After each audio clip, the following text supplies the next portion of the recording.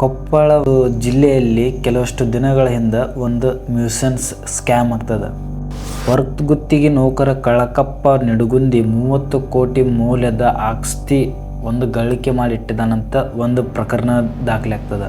ಕೆಲವಷ್ಟು ದಿನಗಳ ಹಿಂದೆ ಕೊಪ್ಪಳ ಜಿಲ್ಲೆಯಲ್ಲಿ ಕರ್ನಾಟಕ ಗ್ರಾಮೀಣ ಮೂಲಸೌಕರ್ಯ ಅಭಿವೃದ್ಧಿ ನಿಯಮ KRIDL ಹೊರತೆಗೆದ ಆಧಾರದ ಮೇಲೆ ಕೆಲಸ ಮಾಡುತ್ತಿದ್ದ ಕಳಕಪ್ಪ ನಿಡುಗುಂದಿ ಎಂಬ ಮಾಜಿ ಗುಮಾಸ್ತ ಸುಮಾರು 20 ವರ್ಷಗಳಲ್ಲಿ ಬರೋಬ್ಬರಿ 30 ಕೋಟಿ ರೂಪಾಯಿ ಮೌಲ್ಯದ ಆಸ್ತಿಯನ್ನು ಗಳಿಸಿರ್ತಾನೆ. ಅಂದ್ರೆ ಅಕ್ರಮವಾಗಿ ಗಳಿಸಿರುವುದು. ಆ ಪ್ರಕರಣ ಕೆಲವಷ್ಟು ದಿನಗಳಿಂದ ಬೆಳಕಿಗೆ ಬರ್ತದೆ. ಈತನ ಮಾನಸಿಕ ಅಂದ್ರೆ ಇವನವಷ್ಟು ಮಂತ್ಲಿ ಪೇಮೆಂಟ್ ಏನಿರ್ತದೆ 15,000 ವೇತನ ಇರುವಂಥ ವ್ಯಕ್ತಿ ಇಷ್ಟೊಂದು ದುಡ್ಡು ಹೇಗೆ ಗಳಿಸ್ತಾನೆ ಅನ್ನೋದು ಅದೊಂದು ವಿಚಾರಕರ ವಿಷಯ ಆಗಿದೆ. ಲೋಕಾಯುಕ್ತ ಅಧಿಕಾರಿಗಳು ಪ್ರಗತಿ ನಗರದಲ್ಲಿರುವಂಥ ಇವರ ಮನೆಯ ಮೇಲೆ ದಾಳಿ ಮಾಡ್ತಾರೆ. ಅಂದ್ರೆ ಈ ಪ್ರಕರಣದಲ್ಲಿ ಆಸ್ತಿ ಪತ್ತೆ ಮಾಡ್ತಾರೆ.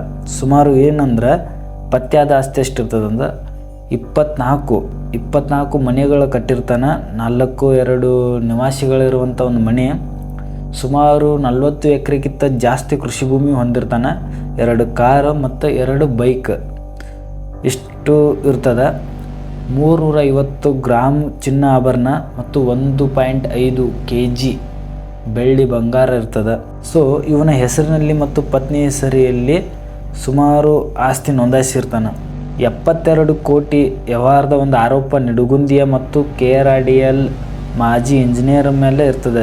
GM ಚುಂಚುಲಕರ್ ಅವರು ಸುಮಾರು 96 ಅಪೂರ್ಣ ಮೂಲ ಸರ್ಕಾರಿ ಯೋಜನೆಗಳಿಗೆ ನಕಲಿ ದಾಖಲೆಗಳನ್ನು ಸೃಷ್ಟಿಸಿ 72 ಕೋಟಿಯನ್ನು ಲೂಟಿ ಮಾಡಿರ್ತಾರೆ. ಸೊ ಈ ಆರೋಪದ ಬಗ್ಗೆ ನ್ಯಾಯಾಲಯದ ಆದೇಶದ ಮೇರೆಗೆ ಪ್ರಕರಣವನ್ನು ಸ್ಟಾರ್ಟ್ ಮಾಡ್ತಾರೆ. ಈ ಘಟನೆ ವ್ಯಾಪಕವಾಗಿ ಸಾರ್ವಜನಿಕರ ಆಕ್ರೋಶಕ್ಕೆ ಕಾರಣವಾಗ್ತದೆ. ಕೊಪ್ಪಳ ಶಾಸಕ K. ರಾಘವೇಂದ್ರ ಹಿಟ್ಯಾಳ್ಕರ್ ಅವರು ಸರ್ಕಾರದ ಈ ಪ್ರಕರಣಕ್ಕೆ ಗಂಭೀರವಾಗಿ ಪರಿಗಣಿಸಿದ್ದು ಸಮಗ್ರ ತನಿಖೆ ನಡೆಸಿ ಸೂಕ್ತ ಕ್ರಮವನ್ನು ಕೈಗೊಳ್ಳಬೇಕಂತಂದ ತಮ್ಮ ಅನಿಸಿಕೆ ಮಂಡಿಸ್ತಾರೆ.